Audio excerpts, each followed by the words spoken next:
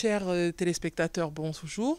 Les consignes de vote pour dimanche et donc la réponse à la question posée par le président de la République dans le cadre de ce référendum est non.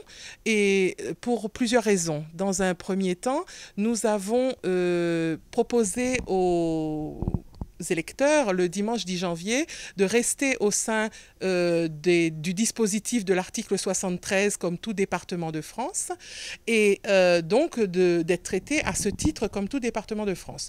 Aujourd'hui, la question d'une collectivité unique repose la question du projet et du mode de répartition et du mode d'élection par rapport à cette nouvelle collectivité. Il n'est donc pas possible de se déterminer maintenant puisque ces modèles de définition n'ont pas été prévus. Enfin, ne le sont pas encore.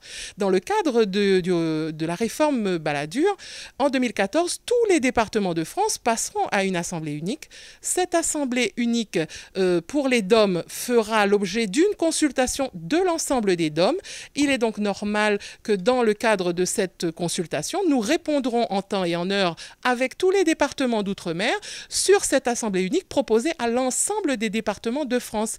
Donc il est prématuré pour aujourd'hui de répondre oui à cette question. D'autre part, comme nous l'avons dit le 10 janvier, nous pouvons comparer. Donc nous pouvons comparer, ça veut dire que pour le 2013, nous aurons peut-être une réponse différente, mais pour aujourd'hui, nous ne pouvons répondre que non. Il faut reconnaître aussi que la représentativité du territoire dans le cadre du Conseil général, les élus de l'Ouest en avaient déjà beaucoup parlé et souhaitaient un redécoupage cantonal. Donc il est logique que nous allions vers une réponse pour le non, en tous les cas, en accord avec Léon Bertrand, bien sûr. Le 24 janvier 2010, le deuxième acte de la consultation populaire va se jouer en Guyane et en Martinique. La question qui nous sera posée, c'est de savoir si dans le cadre de l'article 73, nous voulons d'une collectivité unique.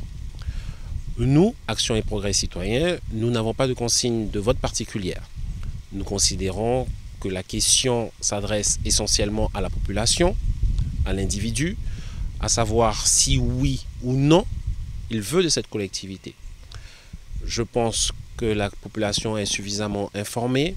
Elle sait pertinemment qu'elle ne vote pas pour un homme, mais pour une question qu'on lui pose.